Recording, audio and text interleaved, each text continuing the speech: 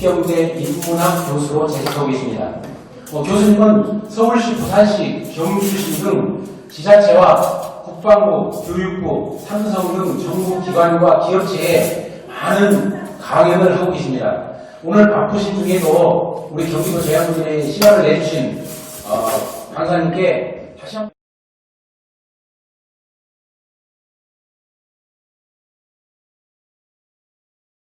사무처장님 그리고 애국시 시민, 우리 경기도를 대표하신 여러분을 뵙게 된 게 영광으로 생각합니다.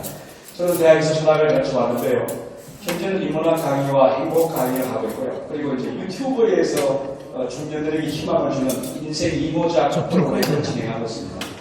혹시 유튜브에 오시면 인생 이모작에서 저를 또 보실 수 있습니다. 오늘 이 이야기 조금 제가 유튜브에 올리도록 할게요. 저는 오늘 세종대왕에 대한 이야기를 좀 나눠드릴게요. 여러분 안녕하십니까. 벌써 11월 8일 새벽입니다. 오늘 금요일 새벽 저는 논산에 있는 국방대학교에 인문학 특강하러 출발했습니다. 벌써 부지런한 대전 시민들이 시내를 채우고 있군요. 시내버스와 택시들이 분주하게 움직이고 있습니다. 새벽 햇살이 참 밝고 아름답습니다. 오늘 제 강의는 인문학 강의인데요. 국방대학교에 있는 분들을 대상으로 강의하는 건데요. 과학기술 시대에 대한 이야기입니다. 사실 통신산업이 발달하고 스마트폰이 등장해서 우리가 살아가는 데 있어서 장소와 상관없이 자유롭게 네트워크에 접속할 수 있죠. 이런 것을 유비쿼터스라고 하는데, 유비쿼터스의 시대에 진입한 우리가 사실 그 뇌과학이라든지 생물학 이런 쪽에서는 인간의 이성이나 세포 등 우리가 육안으로 인식하지 못하던 것까지도 연구해서 인간이 뭐냐 이런 것을 근본적인 가설이나 관념까지 흔들고 있는데요.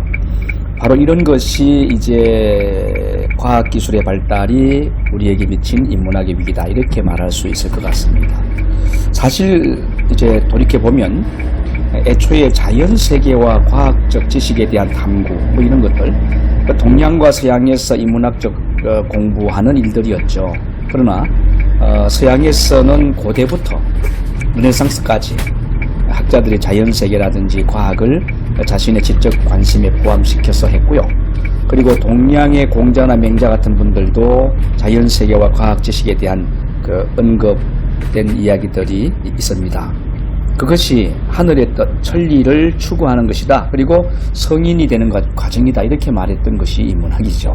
인문학이라고 하는 것은 사실 그들의 주된 역할이었습니다만은, 물론 지금 우리가 지금 차량이 가다 서다 하는 것처럼 이러한 그 인문학에 대한 사상적 발전은 어느 단계에서는 좀 중지된 듯한 느낌을 갖기도 했지요.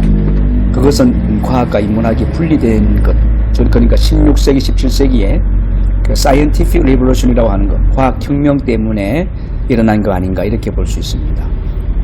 잘 아시는 갈릴레오라든지 뉴턴 같은 사람이 고전 역학을 만들고 그에 따라서 자연이라는 것 그리고 세계가 많이 변화가 되죠. 이때 근대 과학이 형성되는데 인위적인 조작이죠. 사실은 근대 과학이라고 하는 것은.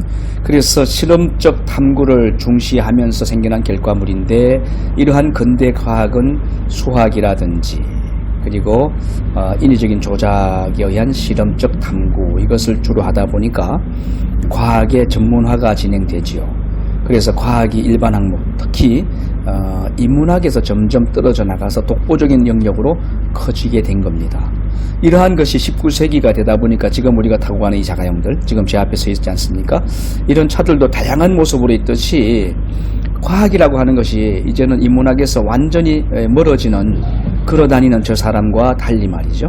자동차의 그 역할이 아주 분명하게 분별되듯이, 마치 그 영국의 소설가이면서 물리학자인 찰스 스노우라는 사람이 있습니다.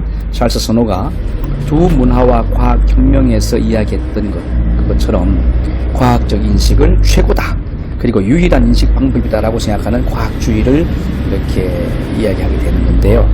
사실 뭐 저도 지금 국방대학교 강의 가면서 과학적 산물인 자동차를 타고 가는 거, 이것도 어쩌면 찰스 스노우의 이야기에 배치되는 건 아니다 이렇게 볼 수는 있겠습니다만은, 고전과 교양 위주 교육의 도덕적 우위가 과연 인문학에서 이제는 과학자의 전문성과 배치되는 것으로 가지 않겠는가 이렇게 본다면 인문학의 가치는 떨어지고 있는 거고, 이러한 차원에서 과학기술이 이야기한 여러 가지 문제에 이제 현대사회가 직면하고요. 그래서 과학기술을 인문학으로 포용하고 이해하는 그런 과정이 이제 남아있다. 만약에 그러지 못한다면 인문학의 위기가 온다. 이렇게 제가 말씀을 드리고 싶습니다. 오늘 인문학 강의인데요. 국방대학교에 있는 군무원들, 4급, 5급, 그리고 국방공무원들, 또 연관급 장교들, 이들에게 정말 이 과학시대의 인문학이 어떤 위치냐 하는 것을 좀 짚어드리는데, 오전 3시간 강의입니다. 뭐 그냥 표면적으로 우리의 피부에 와닿는 이야기를 한다면 지구온난화라고 하는 것 말할 수 있죠. 과학혁명과 산업혁명이 우리 삶에 엄청난 편리함과 풍부함과 풍요로움과 진보를 가져왔죠. 그러나 자연과 괴리됐다 하는 건 여러분 아시지 않습니까? 바로 그것이 지구온난화라고 하는 것인데요. 이 지구온난화와 자연의 파괴, 이런 것은 사실 심각한 문제인데, 미국의 그 경제학자, 아주 세계적인 분이죠. 제레미 리프킨의 말을 보면 그의 저서 가운데 공감의 시대라는 게 있습니다. 더 이상 인간은 지구를 쓰다버린 에너지로 채울 것이 아니라 동정과 아량으로 다시 세워야 된다, 이 말을 하는 거거든요. 제레미 리프킨의 말이 오늘 우리에게 필요하죠. 그래서 저는 이런 생각을 합니다.